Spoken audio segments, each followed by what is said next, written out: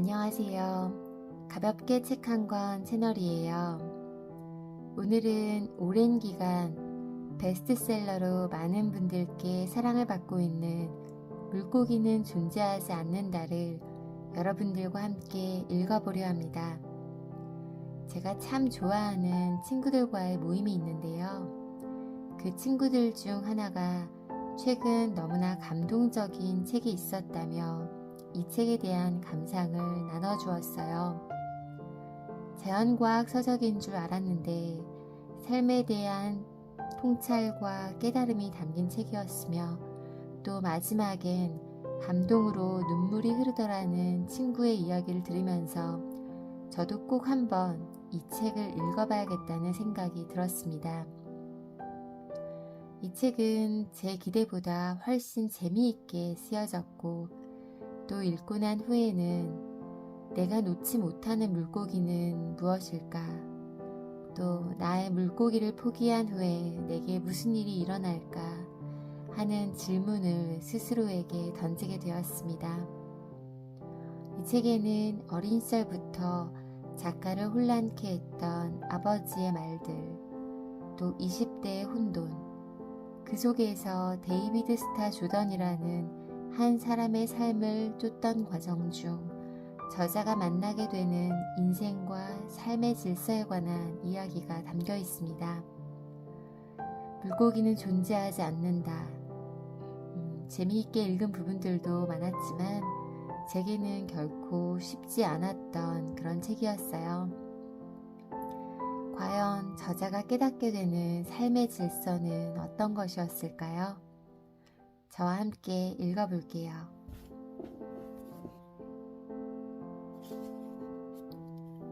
프롤로그.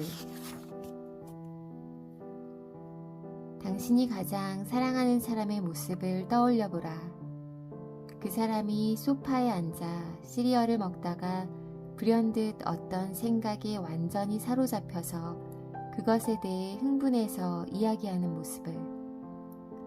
이를테면 사람들이 이메일 마지막에 겨우 키보드 4번 더 누르는 수고를 안 하려고 머리 글자 하나만으로 서명하는 것이 얼마나 자기를 짜증나게 하는지 모른다며 분통을 터뜨리는 모습.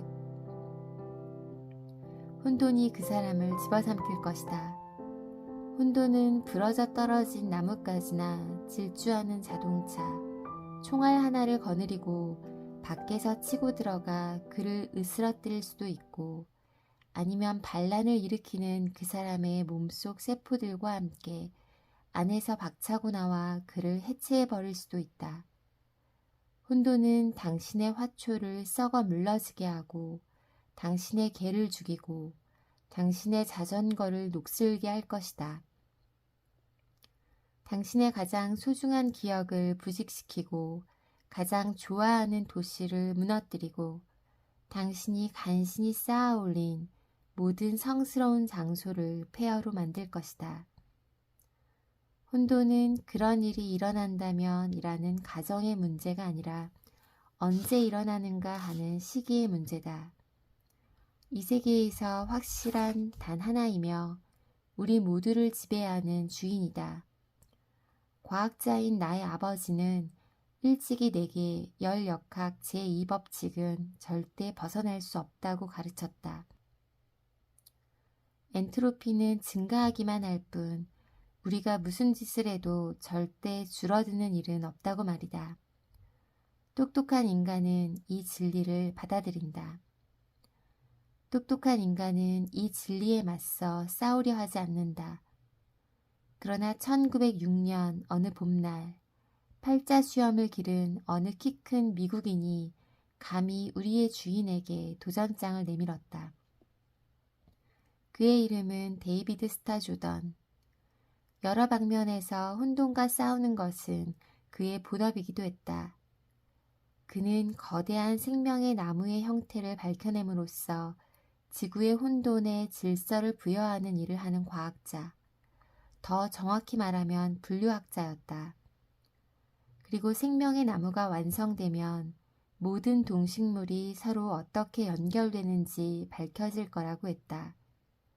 그의 전문 분야는 어류로 그는 새로운 종을 찾아 전 지구를 항해하며 시간을 보냈다. 아울러 그 새로운 종들이 자연에 숨겨진 청사진에 관해 더 많은 걸 알려주는 실마리가 되어주기를 바랐다. 조던은 수년, 수십 년에 걸쳐 지치지 않고 일했고 그 결과 당대 인류에게 알려진 어류 중 5분의 1이 모두 그와 그의 동료들이 발견한 것이었다.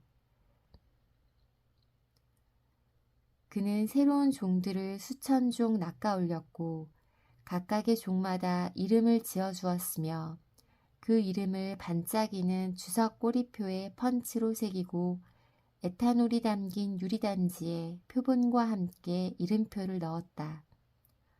그렇게 자신이 발견한 어류 표본들을 더 높이 쌓아갔다. 1906년 어느 봄날 아침 난데없이 닥친 지진으로 그가 수집한 반짝이는 표본들이 바닥에 내동댕이 쳐지기 전까지는 수백 개의 유리단지가 바닥에 떨어져 박살이 났고 그의 어류 표본들이 깨진 유리와 넘어진 선반들에 의해 절단되었다. 그러나 뭐니 해도 최악의 피해를 입은 건 이름들이었다. 조심스럽게 유리단지에 넣어둔 주석 이름표들이 온 바닥에 아무렇게나 나뒹굴고 있었다. 창세기가 거꾸로 펼쳐진 끔찍한 지진 속에서 그가 꼼꼼하게 이름 붙인 물고기 수천 마리가 다시 수북히 쌓인 미지의 존재들로 되돌아갔다. 그런데 이 코수염을 기른 과학자는 평생의 노고가 자기 발치에서 내장을 쏟아내는 파괴의 잔해 한가운데서 이상한 짓을 했다. 그는 포기하거나 절망하지 않았다. 그 지진이 전하는 명백한 메시지, 즉 혼돈이 지배하는 이 세계에서 질서를 세우려는 모든 시도는 결국 실패할 운명이라는 메시지에 그는 귀 기울이지 않았다. 대신 소매를 걷어붙이고 허둥지둥 뭔가를 찾기 시작했다. 그리고 이 세상에 하고 많은 무기 중에서 바늘 하나를 찾아들었다. 그는 엄지와 검지로 바늘을 잡고는 바늘귀에 실 한 올을 꿰더니 그 파괴의 잔해에서 그나마 정체를 알아볼 수 있는 물고기 하나를 겨냥했다. 그러고는 한 번의 유연한 동작으로 바늘을 물고기의 목살에 찔러 넣어 이름표를 꿰매 붙였다. 폐어에서 구해낼 수 있는 모든 물고기에 이 작은 동작을 반복했다. 이제는 절대 이름표를 유리단지 안에 어정쩡하게 넣어두는 일은 없을 것이다. 대신 각자의 이름을 바로 그 물고기의 피부에 꿰매 붙였다. 목에, 꼬리에, 눈알에 꿰매 붙인 이름들. 이 작은 혁신은 도전적인 소망을 담고 있었다. 이제 그의 작업은 혼돈의 맹공 앞에서도 안전하게 보호받을 것이라는, 다음번 혼돈에 공격되는 그의 질서가 흔들림 없이 우뚝 서 있을 거라는 도전적인 소망.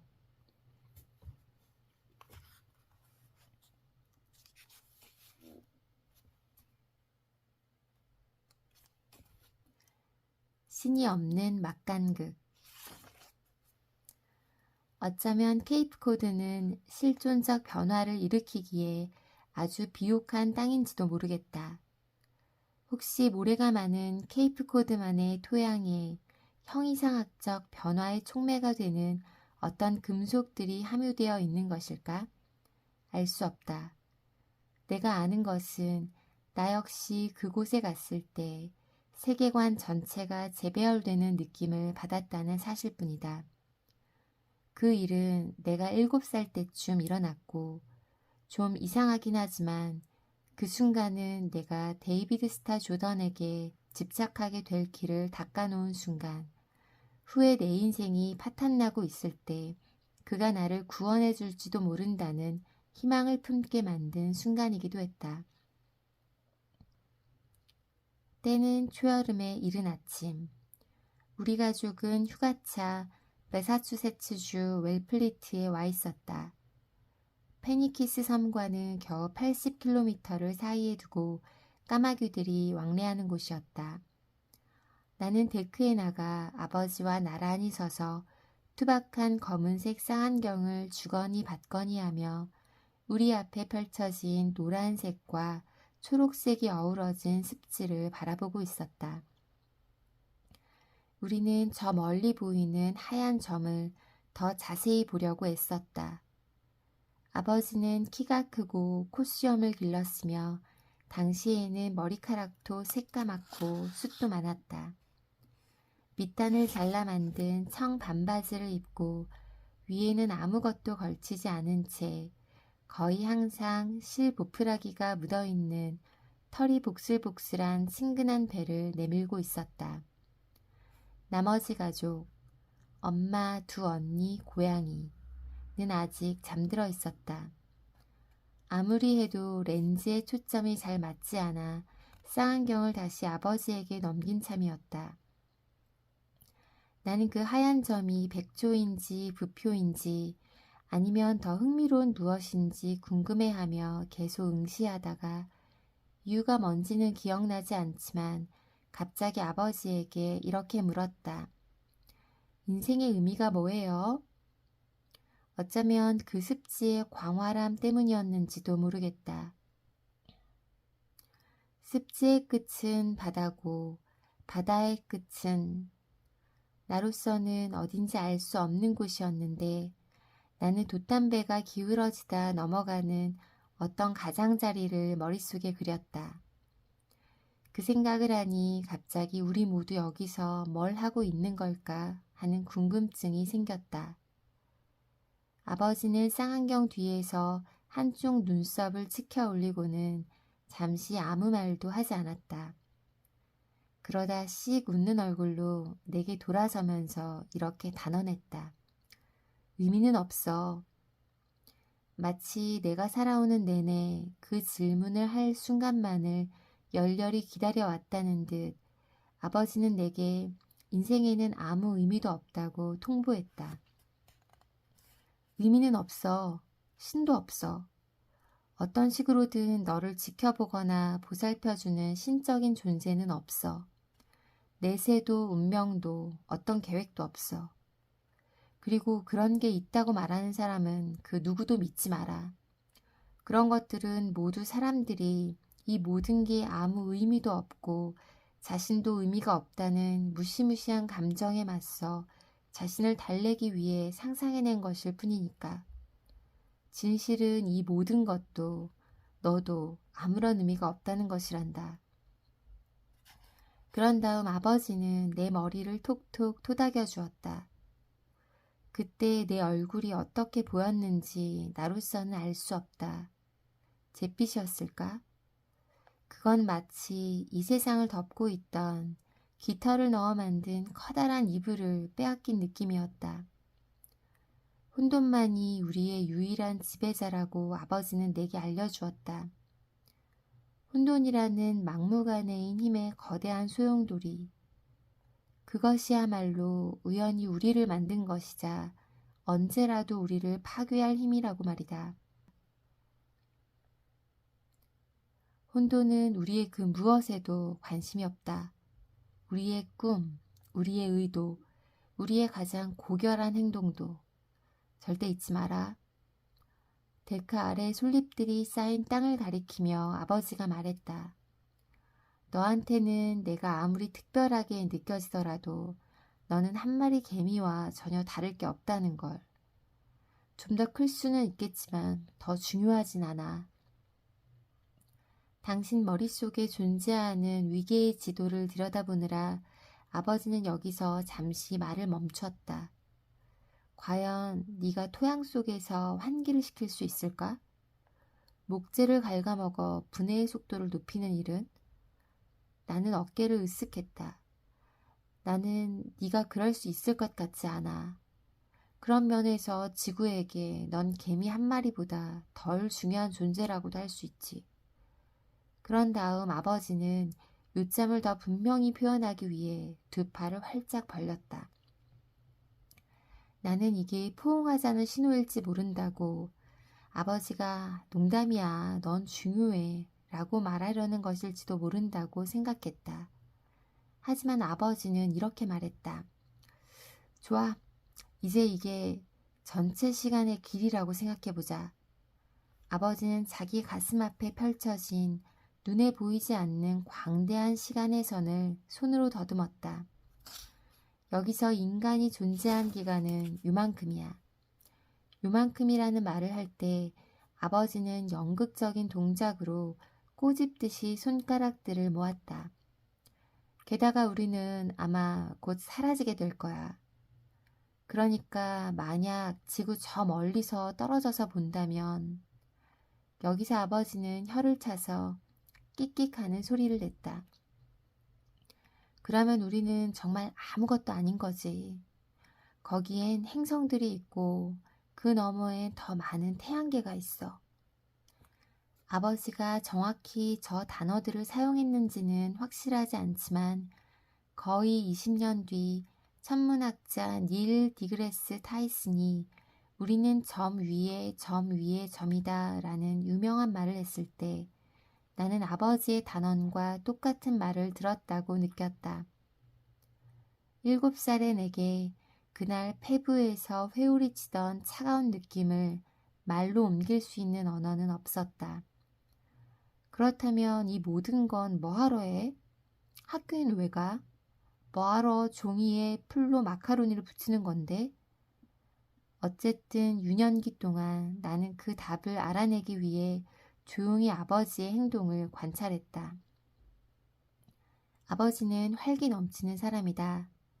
수전증이 있는 생화학자로 모든 생명의 심장박동과 번개에 심지어 생각 자체에도 동력을 공급하는 전기를 나르는 입자인 이온을 연구한다. 아버지는 안전띠도 매지 않고 발신인 주소도 쓰지 않고 수영이 금지된 곳에서 수영을 한다. 하루는 퇴근하고 집에 와서는 이제 소매와는 끝이라고 선언했다. 소매 때문에 시험관을 넘어뜨린 일이 너무 많았던 것이다. 곧바로 가위를 들고 옷장으로 달려갔고 이후 몇 년 동안 학계의 해적이라는 표현이 가장 잘 어울리는 옷차림으로 출근했다. 아버지는 말썽꾼인 우리 집 개를 숭배하고 정해진 조리법대로 조리하기를 거부하며 개구리 다리라든가 전기가오리 내장 같은 실험 뒤 버려지는 실험 대상을 맛보기를 즐겼다. 그러다가 어머니가 생쥐간에서 확실히 선을 그었다. 아버지가 기름기 밴 종이봉투 속 내용물을 튀기려고 주방에 들어가자 단호히 거부한 것이다. 언젠가 아버지와 내가 할머니가 계시는 양로원에 도착해서 출입문으로 들어서고 있는데 휠체어를 탄 노부인이 우리 앞길을 막아선 적이 있다. 속도 좀 줄이세요.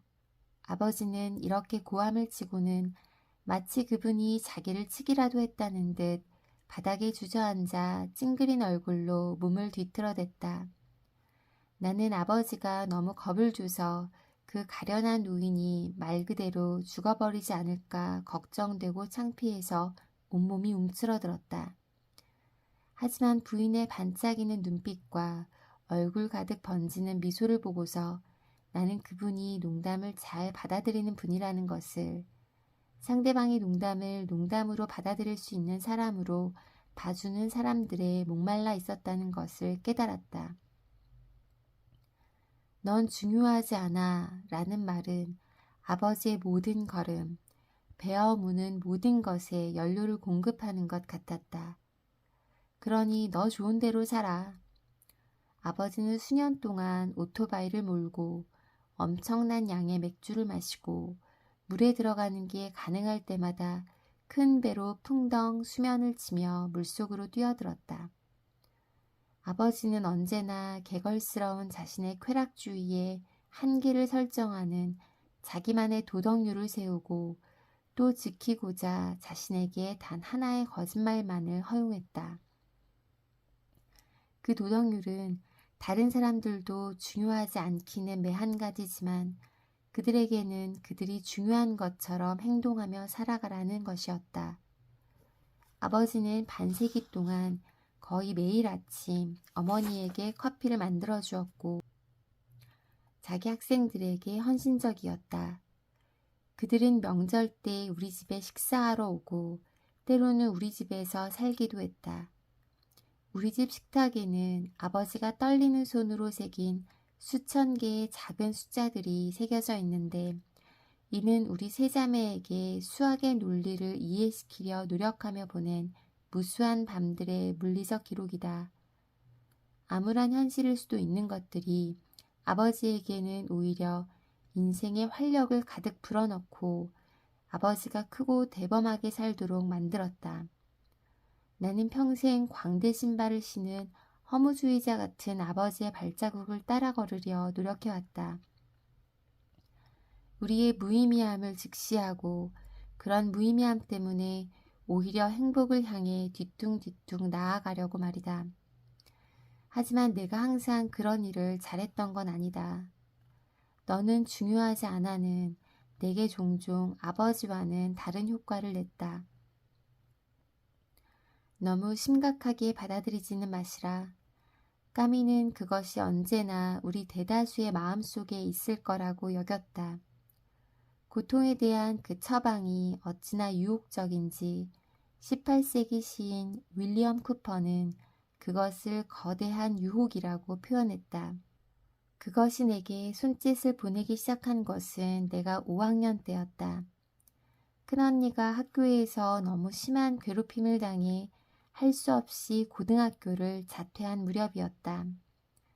나의 상냥한 언니는 아버지처럼 머리카락이 검고 검은 눈 위에 밤색태 안경을 썼으며 곧잘 짓는 미소로 드러나는 치아에는 빛나는 교정기를 끼고 있었고 쉽게 불안해하고 사회적 신호를 잘 이해하지 못했으며 스트레스를 받을 때면 손을 심하게 흔들어대고 속눈썹과 눈썹을 뽑고는 했다.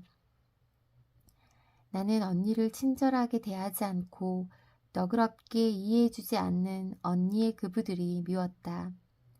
언니가 복도를 걸어가면서 의지할 눈빛을 찾고 있을 때 그런 눈빛을 보여주는 친구를 단 한 명도 찾지 못하는 모습을 떠올리는 것도 싫었다.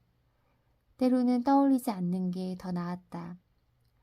그래도 나는 아버지가 그러는 것처럼 지구가 주는 기쁨들로 나 자신을 위로해 보려 했다. 진흙으로 만든 파이와 반딧불이와 흙으로 쌓은 댐 같은 것들로 말이다. 비에 대비해서 튼튼한 댐 만드는 걸 얼마나 좋아했던지 한 번은 댐을 쌓아 만든 도랑이 너무나 그럴듯해서 오리 한 마리가 찾아들 정도였다. 하지만 중학교에 들어가자 그 복도는 이번에 나까지 겨냥했다. 네 망치는 어딨냐? 남자애들은 이렇게 비웃으며 내 목수바지에 달린 고리를 잡아당겼다. 그들은 내가 야구 모자를 너무 깊이 눌러 쓰는 것도 놀려댔다. 또 나를 제리라고 불렀는데 이유는 나도 몰랐다. 9학년 때 남자애들이 모여있는 옆을 지나가는데 그들이 7이라고 소리쳤다. 여자애들이 지나갈 때마다 등급을 매기고 있는 게 분명했다. 7이라 나쁘지 않네 하고 나는 생각했다. 그게 나와 섹스를 하려면 마셔야 할 맥주의 양이라는 걸 알아차리기 전까지는 7캔. 인류가 완전히 절멸할 위기가 와야만 손이라도 댈 수 있다는 건가? 나는 더 용감한 여자아이, 더 견고한 영혼을 지닌 여자아이라면 그런 말도 웃으며 받아칠 수 있다는 걸 알았다. 내 문제들이 얼마나 사소한 것들인지도 잘 알았다. 하지만 내 안에는 그게 없었다.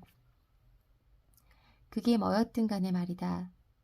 튼튼한 뼈대처럼 강한 기계를 찾으려 더듬거렸을 때 내 손에 잡히는 건 모래뿐이었다. 나이가 들수록 언니의 상태는 더 나빠지기만 했다. 언니는 커뮤니티 칼리지에 다니려고 시도했지만 룸메이트와의 문제가 폭발한 뒤 집으로 돌아올 수밖에 없었다. 학위를 받기는 했지만 직업을 구하는 데는 어려움이 있었다. 현금 출납기를 다루기에는 너무 허둥댔고 도서관에서 일하기에는 너무 수다스러웠다. 밤에 집에 오면 엄마의 걱정과 아버지의 실망을 대면했고 자기 방문 뒤에서 울부짖는 소리를 냈다. 나는 언니가 어떤 자연의 요소로 외로움과 눈물의 토네이도로 변하는 모습을 상상했고 눈썹과 속눈썹을 뽑아낸 얼굴로 나타난 언니를 보면 겁이 났다. 낯설어 보여서가 아니라 그만큼 강력한 슬픔이 내 안에도 도사리고 있다는 걸 알았기 때문이다. 나는 내 살갗을 조금씩 베는 것으로 그 슬픔을 쏟아내는 편이 더 나았고 그게 다였다. 아버지는 우리 둘 모두에게 지친 것 같았다. 우리가 왜 기운을 내지 않고 정신을 차리지 못하고 이 지구라는 바위덩이에서 보내는 시간이 다 가기 전에 인생의 좋은 점들을 알아차리고 즐기지 않는지 답답해했다. 아버지의 실험실 책상 위에 걸린 다윈의 인용구는 생명에 대한 이런 시각에는 어떤 장엄함이 깃들어 있다라며 꾸짖었다. 획을 둥글게 굴린 갈색 캘리그래피로 쓴 이 글은 니스를 바른 나무 액자에 담겨 있었다. 종의기원 마지막 문장에서 가져온 글귀다. 그것은 다윈의 달콤하지만 의미 없는 말, 자신이 이 세상에서 신이라는 꽃봉오리를 제거한 것에 대한 사과의 말, 장엄함이 존재한다는 충분히 열심히 들여다본다면 찾게 될 거라는 약속의 말과도 같았다. 하지만 때로 그 말은 비난처럼 느껴졌다. 네가 그 장엄함을 보지 못한다면 부끄러운 줄 알아야 한다는 말처럼. 아버지는 기분이 안 좋을 때나 너무 힘든 하루를 보냈을 때, 맥주를 너무 많이 마셨을 때면 우리의 문제를 봐줄 만큼 봐줬다는 걸 알리기 위해 쿵쾅거리며 계단을 올라왔고 문을 쾅 닫거나 우리를 붙잡고 마구 흔들므로써 자신의 가장 중요한 규칙, 타인은 중요하다를 깼다. 한 번은 언니의 등을 너무 세게 때려서 언니의 피부에 분홍색 자국을 남겼다. 어머니는 그렇게 긴장이 최고조에 달하면 울음을 터뜨렸다. 한때 우리 모두의 기둥 역할을 하던 작은 언니는 내가 10학년이 되었을 때 말리의 사막으로 유학을 떠나 우리 일에서 빠져나갔는데 그 마음도 충분히 이해가 됐다. 그 어디에도 갈 만한 곳이 없는 것 같다고 생각하던 기억이 난다. 바깥 세상이 내미는 건 아기에 찬 복도들, 텅 빈 수평선들 뿐이며 안쪽 세상이 내미는 것은 쾅쾅 닫히는 문들 뿐이라고. 빛을 발하는 건 전혀 보이지 않아. 1999년 4월 8일 일기에 쓴 말이다. 일요일이었다. 나는 막 16살이 된 참이었다. 이튿날 학교가 끝난 뒤 나는 차를 몰고 월그린 드럭스토어로 갔다. 수면제가 진열된 통로로 향했다. 어떤 상자는 연한 파란색, 어떤 상자는 짙은 파란색, 어떤 상자는 자주색이었다. 모두가 단잠을 약속하는 종이처럼 하얀 별들로 반짝거리고 있었다. 나는 연보라색 상자 몇 개를 코트 속으로 슬며시 집어넣었다. 의심을 불러일으키고 싶지는 않았다. 저녁 시간에 맞춰 집에 도착하니 모든 게 한층 가벼워진 느낌이었다. 나는 온 집안이 잠들 때까지 기다렸다. 의식이 없을 때면 훌륭하게도 싸우지 않는 서로의 품속에 파고든 엄마와 아빠, 점검 완료. 물고기를 닮은 눈꺼풀이 그날 밤에는 자비롭게도 감겨있던 큰언니, 점검 완료. 아프리카 중부 어딘가 더 좋은 다른 가족의 집에서 잠자고 있을 작은 언니. 점검 완료. 작고 하얀 게 찰리. 점검 완료. 발끝으로 살금살금 걸어 지하실로 내려갔다. 동물은 죽을 준비를 할 때 굴을 파고 들어가는 경향이 있다는 말을 아직 읽기 전의 일이다. 내가 알고 있는 건 그냥 내가 지하실로 끌린다는 것 뿐이었다. 나는 작은 플라스틱 포장에서 알약을 한 알 한 알 꺼내 입안에 집어넣는 의식을 치렀다. 1분에 한 알씩. 무신론자들도 의식은 좋아한다. 깨어나니 환한 빛이 나를 맞이했다. 내 시야에 있는 간호사 한 명, 근심에 휩싸여 병원 의자에 앉아있는 엄마, 내 엉덩이 밑에 깔린 종이 시트, 격자 모양으로 박혀있는 스티로폼 천장 타일이 주는 굴욕감. 나는 그 타일들이 솔틴 크래커를 닮았다고 생각했다. 아니야, 스톤드 휘트 신즈를 더 닮았어. 아니야, 솔틴이야. 수면제를 먹은 지 이틀째 된 날이었다. 정신과 의사가 내게 항우울제 팍시를 처방했지만 나는 자존심 때문에 그걸 먹을 수 없었다. 나는 너무 위험하다고 판단되어 수학여행에 가는 것이 허락되지 않았다. 내가 한 짓에 대한 소문이 뱀처럼 냄새도 없이 학교 복도들을 통해 퍼져나갔다. 나는 핑크색 립글로스를 샀고 특별히 더 열심히 미소 지었으며 다음엔 꼭 제대로 해내리라 다짐했다. 나는 어떤 물건에 대한 환상을 품기 시작했다. 알약보다 그 일을 더 잘해낼 반짝이는 금속성의 물건. 고등학교 졸업을 앞둔 무렵에는 그 외에 다른 걸 생각하기가 어려울 정도로 그 유혹을 강하게 느끼는 날들도 있었다. 그러다 대학에 들어갔을 때 나는 무언가 빛을 발하는 듯 보이는 것을 발견했다. 어느 날 복도에서 어깨가 넓고 엉뚱하고 괴짜 같은 곱슬머리 남자가 내 옆을 지나갔다. 그 남자한테서는 계피 냄새가 났다. 테디베어 같은 갈색 눈을 지닌 그는 대학의 즉흥극 극단에서 연기를 했다. 그중 제일 괜찮은 배우였고 동작이 컸고 다정하고 엉뚱한 농담을 할 줄 알았으며 이 차갑고 가혹한 세상에 웃음의 잔물결을 일으킬 수 있는 사람이었다. 나는 객석에 앉아 경탄하고는 했다. 그는 현실에 존재할 수 없는 사람 같았다. 몇 년이 걸렸다. 그 시간 동안 공통의 친구들을 통해 그와 천천히 친구가 되고 늦은 밤에 하는 그의 프리스타일 랩 라디오쇼에 전화를 걸어 용기를 내 어설프게 즉흥으로 라임을 맞춰보는 시도도 했다. 심지어는 그 즉흥극 극단에도 들어갔다. 그리고 마침내 어느 밤 그에게 내 마음을 전했다. 나는 그 옛날 복도의 남자아이들이 내 머릿속에 주입한 바대로 그가 움찔하며 나를 피할 거라 예상했지만 그는 내게 입을 맞췄다. 대학을 졸업한 뒤 우리는 브루클린에 있는 침실 하나와 빨간 포마이카 테이블과 멋진 현관 계단이 있는 작은 아파트로 이사해 함께 살기 시작했다. 나는 용케도 과학과 경이만을 다루는 라디오 프로그램 제작을 돕는 일자리를 얻었다.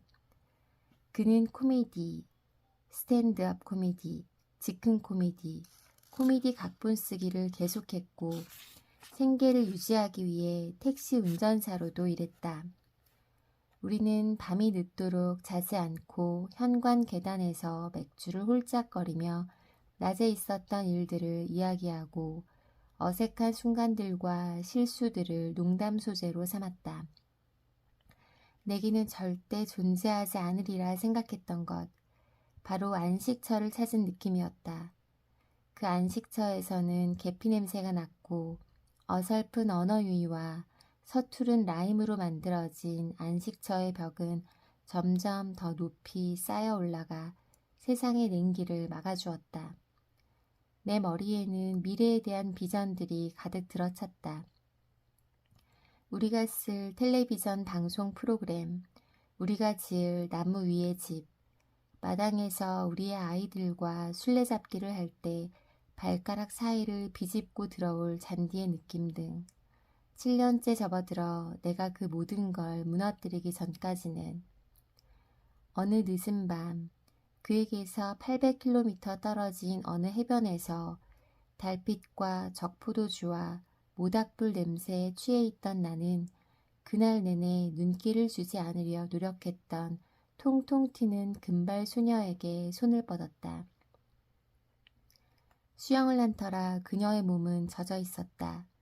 소녀의 몸에는 수백 개의 소름이 돋아 있었고 나는 그 소름들을 내 혀로 눌러 가라앉혀주고 싶었다.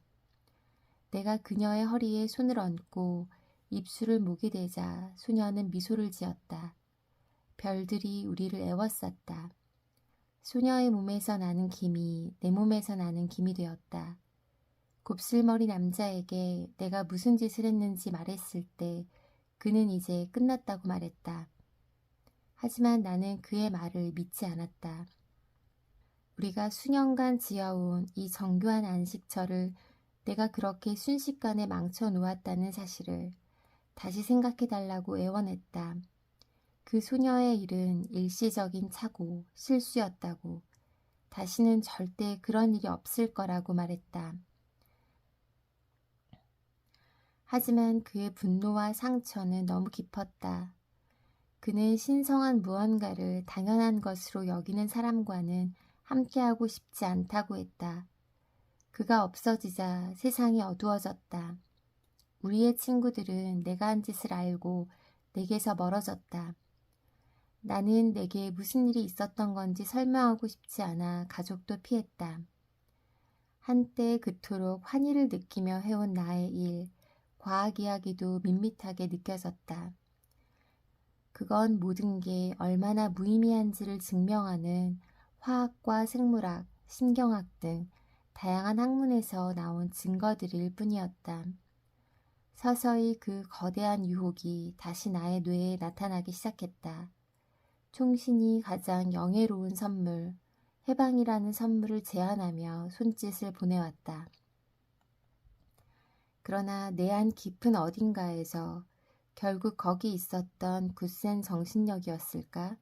아니면 망상에 빠진 뇌의 한 기퉁이인가? 나는 다른 계획을 생각해냈다. 만약 내가 충분히 열심히, 충분히 오래 뉘우친다면 그 곱슬머리 남자도 마침내 내가 얼마나 미안해하는지 알아주고 나를 다시 받아줄지도 모른다고. 그래서 나는 나의 무기, 그러니까 펜 한 자루를 집어들었다. 나는 그에게 편지를 쓰고 또 쓰고 기다리고 기대했다. 우리 사이에 통하던 시시한 농담도 때때로 던졌다. 2012년의 첫날에는 행복한 2012년이라는 이메일을 보냈다. 반응이 없었다. 내가 걱정하지 않으려고 애쓰는 동안 1년이 2년이 되고 2년이 3년이 됐다. 나의 희망을 꺾는 침묵이 점점 더 강력하게 내 귓가를 울려대는 동안 연력학 제2법칙은 그 가늠할 수 없는 꼬리를 휘두르고 있었다. 나는 믿음을 버리지 않으려 애썼다. 그리고 그것이, 바로 그것이 데이비드 스타 조던이 내 주의를 끌었던 이유다. 결코 승리하지 못할 거라는 그 모든 경고에도 불구하고 그로 하여금 혼돈을 향해 계속 바늘을 찔러 넣도록 한 것이 무엇인지 알고 싶었다. 그가 우연히 어떤 비법을 무정한 세상에서 희망을 찾을 수 있는 어떤 처방을 발견한 게 아닐까 궁금했다. 게다가 그는 과학자였으므로 나는 무엇이든 끈질기게 지속하는 일에 대한 그의 정당화가 내 아버지가 심어준 세계관에도 들어맞을 수 있을 거라는 작은 가능성을 꽉 붙잡고 놓지 않았다. 어쩌면 그는 무언가 핵심적인 비결을 찾아냈을지도 몰랐다. 아무 약속도 존재하지 않는 세계에서 희망을 품는 비결, 가장 암울한 날에도 계속 앞으로 나아가는 비결, 신앙 없이도 믿음을 갖는 비결 말이다.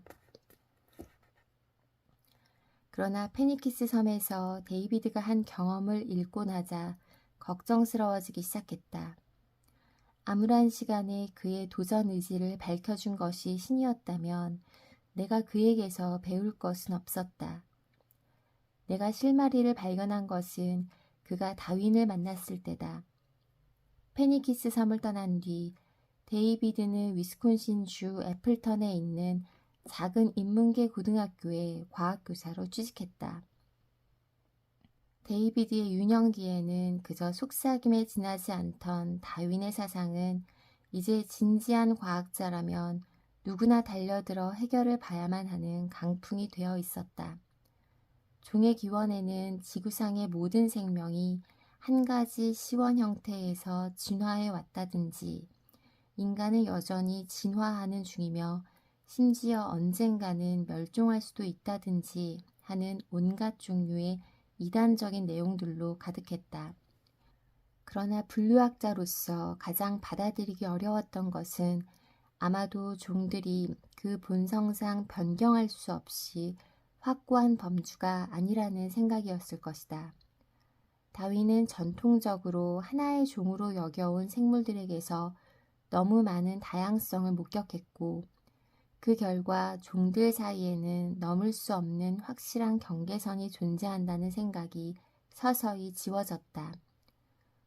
그는 심지어 그중 가장 성스러운 경계선, 그러니까 다른 종끼리는 번식 능력이 있는 자손을 만들 수 없다는 가정도 헛소리라는 것을 알아냈다. 다윈은 이렇게 썼다. 이종교배한 종들은 무조건 생식 능력이 없다고도 불임성은 창조주가 부여한 특별한 자질이자 창조의 신호라고도 주장할 수 없다. 이윽고 다윈은 종이 그리고 사실상 분류학자들이 본질적으로 불변의 것이라 믿었던 그 모든 복잡한 분류 단계, 속과 목강 등가 인간의 발명품일 뿐이라고 선언하기에 이르렀다. 끊임없이 진행되는 진화의 흐름 주위에 인간이 우리 편리하자고 유용하지만 자의적인 선들을 그었다는 것이다. 그는 나투라 논 파시살툼, 자연은 비약하지 않는다 라고 썼다. 다윈에 따르면 자연에는 가장자리도 불변의 경계선도 없다. 만약 당신이 분류학자라면 이게 얼마나 심란한 생각일지 상상해보라. 당신이 손에 들고 있는 대상이 알고 보니 퍼즐 조각도 실마리도 아닌 무작위성의 산물이었다는 사실을 알게 된 것이다. 그것들은 신성한 텍스트의 페이지도, 성스러운 암호를 이루는 상징도, 신성한 사다리의 가름대도 아니었다. 움직이고 있는 혼돈의 모습을 담은 스냅사진에 불과했다.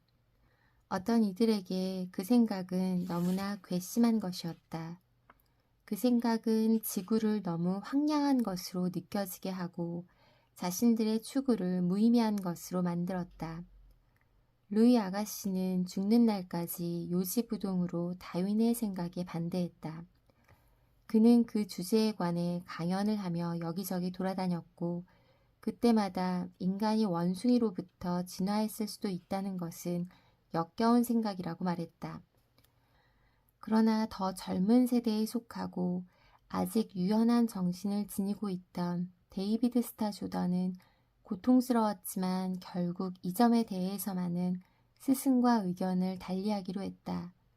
자연을 더 가까이 들여다볼수록 다윈이 관찰한 대로 종들 사이의 영역은 불확실한 회색지대라는 사실을 부인하기 힘들었고 내키지 않았지만 그 자신도 회색지대를 알아보기 시작했기 때문이다. 데이비드는 이렇게 썼다. 나는 아이에게 꼬리를 붙들려 카펫 위로 끌려가는 고양이처럼 우아하게 진화론자들의 진영으로 넘어갔다. 아, 이 문장 때문에 내가 그를 얼마나 흠모하게 되었던가. 이 문장을 본 나는 두 팔로 그를 안고 볼에 입을 맞춰주고 싶었다. 정신을 아득하게 하는 진화의 진실을 받아들이고 계속 전진할 길을 찾은 그가 참 용감하다고, 아주 잘했다고 말해주고 싶었다. 물론 이는 그를 계속 나의 안내자로 삼을 수 있다는 의미였다. 또한 바늘을 칼처럼 휘두르는 그가 뻔뻔스럽게 보일 수도 있지만 그래도 이성의 자리에서 움직이는 사람이라는 증거이기도 했다. 또한 부인이 반드시 굴욕으로 이어지는 길은 아니라는 의미였다. 혹시 어쩌면 그의 발자국을 따라가다 보면 나도 언젠가 희미한 빛을 발하는 삶으로 되돌아가는 길을 찾을 수 있을지도 모른다는 의미.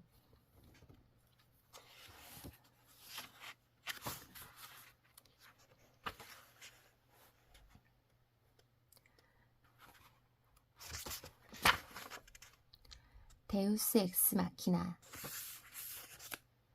데이비드 스타 조던이 마침내 삶의 종말에 다다른 것은 9월의 어느 온화한 아침이었다.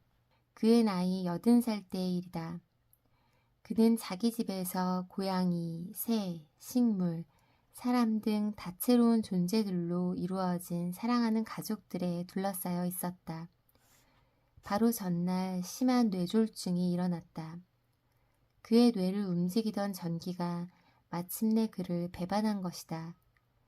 유칼립투스 나무들이 박하 향과 소나무 향을 섞어놓은 듯한 연무로 그의 마지막 숨을 실어가고 피라칸타 관목들이 이제 막 맺힌 밝은 주황색 열매들로 박수를 보내주는 가운데 그는 점잖게 이 세상을 떠났다. 지구가 태양을 마주보려 천천히 고개를 돌리고 있을 무렵이니 그가 마지막으로 본 장면은 아마도 그의 첫 번째 사랑, 어스름한 새벽 하늘에 남아있는 별들이었을 수도 있겠다. 데이비드의 일주기가 지나고 얼마 후 그의 아내 제시는 데이비드를 기리며 작은 정원 파티를 열었다. 자기네 집 대문을 활짝 열어 캘리포니아의 초등학생들을 맞이한 것이다. 과연 올 사람이 있을까? 제시는 궁금했다. 누가 신경이라도 쓸까? 여론이 그녀의 다정한 우생학자 남편에게 벌써 등을 돌렸을까? 보도에 따르면 그 정원 파티에 수백 명이 다녀갔다고 한다. 어린아이들이 떼를 지어 화환을 걸치고 바구니를 흔들며 마치 성지를 방문하는 것처럼 그 위대한 박애주의자의 정원을 찾아들었다고. 데이비드 스타 조던에 대한 존경은 시간이 지나며 더 견고해진 것 같다. 오늘날 스탠퍼드 대학 캠퍼스에 가보면 도서관에 있는 그의 브론즈 흉상과 그의 이름으로 불리는 심리학부 건물, 화려한 장식의 액자에 담긴 그의 초상화들을 발견할 수 있다. 그의 전기 작가인 에드워드 맥널 번즈는 그의 생애를 이렇게 요약한다. 그보다 더 균형 잡히고 조화롭고 보람있는 삶을 산 사람은 별로 없을 것이다. 그는 미국이 낳은 가장 다재다능한 인물 중 한 사람으로 교육자이자 철학자, 과학자로서 뿐만 아니라 탐험가, 평화와 민주주의의 옹호자, 대통령과 외국 정치가들의 조언자로서도 두각을 나타냈다. 산봉우리 하나와 생물학 법칙 하나에 그를 기리는 이름이 붙었다는 점, 그리고 세계 평화 촉진을 위한 가장 훌륭한 교육안을 내어 25,000달러의 상금을 받았다는 점으로 미루어 보아 그의 천재성이 얼마나 폭넓게 발휘되었는지 헤아릴 수 있다. 벤저민 프랭클린과 토머스 제퍼슨 같은 거인들로 구현된 18세기의 위대한 전통 가운데 그가 속한다고 말해도 과장은 아닐 것이다. 아, 그리고 그 국제평화상.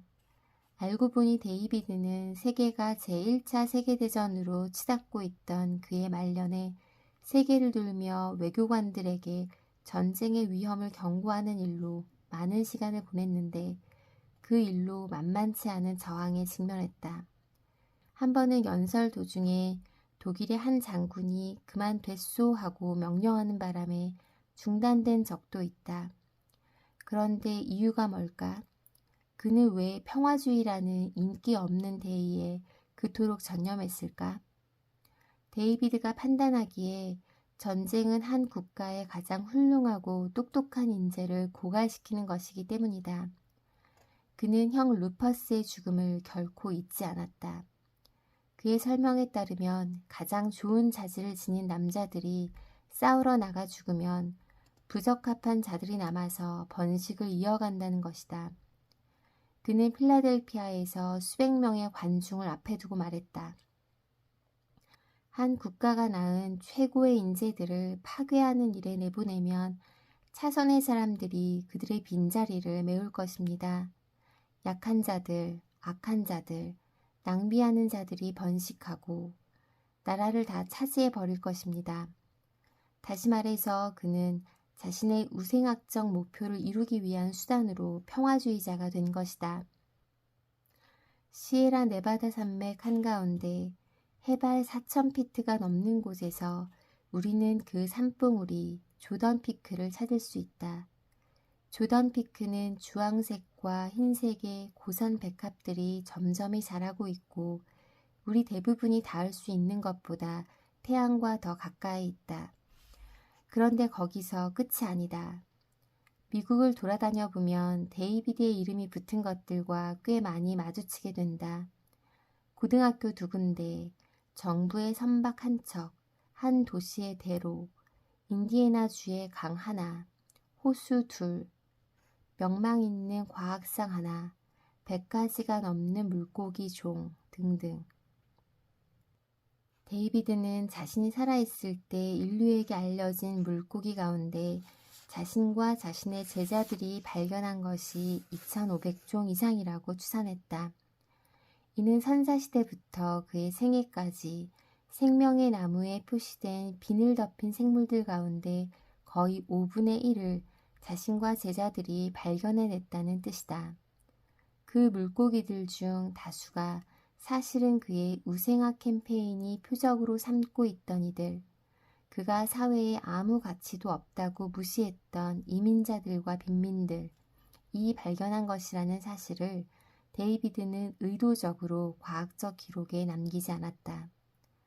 제시카 조지의 연구에 따르면 데이비드가 1880년에 태평양 연안을 탐사할 때 이민자들의 노동력에 크게 의존했다는 사실, 중국인과 중국계 미국인 어부들이 잡은 가장 좋은 물고기들을 빼앗기 위해 때로는 위협도 했다는 사실을 알 수 있다. 데이비드 본인도 꼬마 사내아이 호녀라 포르투갈 소년이 자신을 새로운 종들이 있는 곳으로 안내해주고 잡아주기도 했다고 자주 인정했다. 그는 이렇게 추산했다. 필자가 최근 일본의 해안가 바위 웅덩이에서 확보한 100가지 이상의 새로운 종 가운데 3분의 2는 모두 일본 소년들이 잡은 것이다. 멕시코 해안의 소년들도 똑같이 솜씨가 좋다. 하지만 그는 그 사람들의 공을 공식적으로 인정해줄 필요는 느끼지 않았다. 그래서 그들의 노동, 그들의 지혜, 그들의 발견은 역사책에 모두 그의 공으로 기록되었다. 또한 그는 포름알데히드와 에탄올에 대한 알레르기 때문에 표본을 다루는 자신의 능력이 얼마나 심각한 영향을 받았는지에 대해서도 구구절절 언급할 필요를 느끼지 않았다. 그의 동료 조지 S. 마이어스는 후에 데이비드가 1885년 이후 물고기를 실제로 측정한 일은 거의 혹은 전혀 없었을 거라고 추측했다. 뭐 그런 건 어쨌거나 크게 상관없었다. 물불 안 가리는 탐험 정신을 지닌 물고기 발견계의 거두로서 그가 남긴 업적은 아무 흠 없이 유지되었다. 현대의 어류학자 2사람이 추정하듯이 데이비드 스타 조던의 영향은 너무나 폭넓게 퍼져 있어서 측정하기가 아주 불가능하진 않더라도 매우 어렵다. 북미의 체계 어류학자들은 거의 모두가 과학적 혹은 지적으로 조던의 후손들이다. 휴, 한숨이 나온다. 그의 이야기는 결국 이렇게 끝나는 것일까? 데이비드 스타 조던은 자기 죄에 대한 벌을 받지 않고 상처 하나 입지 않고 빠져나갈 수 있었다. 이런 게 우리가 사는 세상이기 때문이다. 이 세상은 우수적 정의의 감각 같은 건 그 까칠하고 무의미한 조직 속 어디에도 새겨져 있지 않을 만큼 야멸차기 때문이다. 하지만 이것이 끝은 아니다. 왜냐하면 우리의 바닥 모를 혼란한 세계는 소매 속에 또 하나의 속임수를 감춰두고 있었기 때문이다. 데이비드의 질서를 파괴하고 그에게 가장 소중한 그것을 훔쳐갈 마지막 하나 남은 방법을, 이 세계가 마침내 그의 물고기 컬렉션을 단박에 허물어뜨린 그 은근하고 음흉한 방식을, 그것은 번개도 아니고 홍수도 부패도 아니며 큰 입을 벌려 그 모든 걸 집어삼킨 거대한 싱크홀도 아니다. 아니, 자연의 방법은 훨씬 더 잔인했다. 자연은 그가 자기 손으로 직접 그 일을 하도록 만들었다. 데이비드 스타 조던이 불류학의 기술을 실행하고 다윈의 충고대로 진화상의 친연성에 따라 생물을 분류함으로써 작동시킨 그 과정이 치명적인 발견으로 이어졌다. 1980년대의 분류학자들이 타당한 생물 범주로서 어류란 존재하지 않는다는 사실을 깨달은 것이다. 조류는 존재한다. 포유류도 존재한다. 양서류도 존재한다. 그러나 꼭 꼬집어 어류는 존재하지 않는다. 나는 이 어리둥절하게 들리는 개념을 캐럴 개수균의 경이로운 책 자연의 이름 붙이기에서 처음 접했다. 나는 분류학 분야에 관해 좀 더 공부해 볼 생각이었고 그때 그 주제에 관해 가장 최근에 나온 책이 바로 이 책이었다. 데이비드 조던의 이야기가 펼쳐지는 전체 과학의 풍경을 제대로 이해하기 위해 분류학의 아버지인 카를 폰 린네에 대해 알아보고 다윈에 대해, DNA에 대해 좀 더 배워보려 했다. 그런데 그 책에서 발견한 사실은 내게 엄청난 충격을 안겼다. 윤의 개인사는 본인의 표현을 빌리면 어류의 죽음과 충돌한 역사였다. 윤이 물고기는 당연히 존재한다는 천진난만한 믿음을 지닌 채 대학원에서 생물학을 공부하고 있던 1980년대의 분기학자들, 윤에 따르면 이들은 횡설수설하는 분기학자들이라는 별칭으로도 자주 불렸다. 이 등장했다.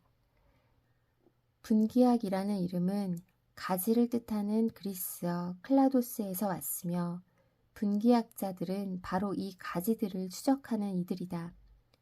그들은 인간의 직관이 뭐라고 하든 상관없이 모든 생물이 진화의 나무에서 정확히 어느 가지에 속하는지를 밝혀내는 일에 사생결단하듯 매달린다.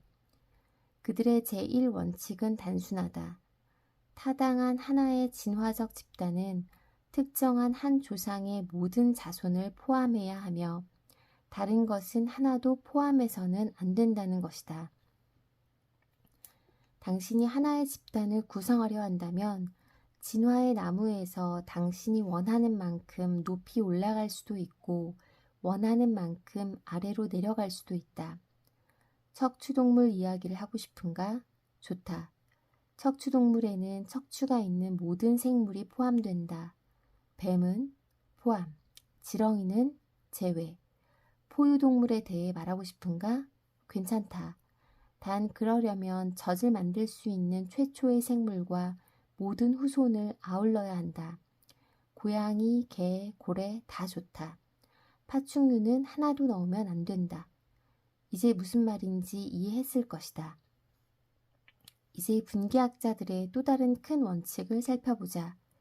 이 원칙은 누가 누구와 가장 가까운 관계인가 라는 가장 단순하게 들리면서도 가장 어려운 질문에 대한 답을 찾는 것과 관련된다. 사소하게 들릴지도 모르지만 이 질문 자체가 분류학이 풀고자 하는 퍼즐 전체다. 그런데 젖꼭지와 수염과 가시의 세계에서 어느 속성이 가장 견고한 실마리를 제공해 줄지 도대체 어떻게 판단할 수 있단 말인가. 아쉽지만 여기까지 읽겠습니다. 이후부터는 물고기가 존재하지 않는다는 근거와 설명, 그리고 이러한 결론과 또 과정에서 비롯된 작가의 삶에 대한 통찰들이 이어집니다. 관심 있게 들으신 분들은 이 책을 한번 읽어보시기를 권합니다. 저자의 아버지의 말과는 달리 당신은 소중하고 우리는 서로를 다정하게 보살피고 아껴주는 의미 있는 존재라는 말씀을 드리고 싶습니다. 행복한 하루 되시고 다음 영상에서 또 뵐게요. 들어주셔서 감사합니다.